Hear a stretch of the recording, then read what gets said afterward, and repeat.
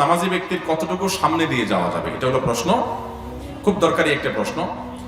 নবী করিম সাল্লাল্লাহু আলাইহি ওয়াসাল্লাম বলেছেন, সালাত আদায়কারী ব্যক্তির সামনে দিয়ে হাঁটাটা যে কত জঘন্য অপরাধ, এটা যদি জানতো যে হাঁটে সে, তাহলে সে 40 পর্যন্ত অপেক্ষা করতো, তারপরও সালাত আদায়কারী ব্যক্তির সামনে দিয়ে ক্রস করতো না, অতিক্রম করে যেত না।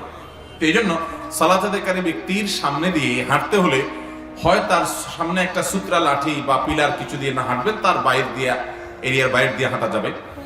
অথবা সালাত আদায়কারী ব্যক্তি তিনি যদি সালাত আদায় করেন, তার সামনে দিয়ে যদি আপনার হাঁটতে হয়, তাহলে তার দৃষ্টির এরিয়ার বাইরে দিয়ে আপনি হাঁটতে পারবেন।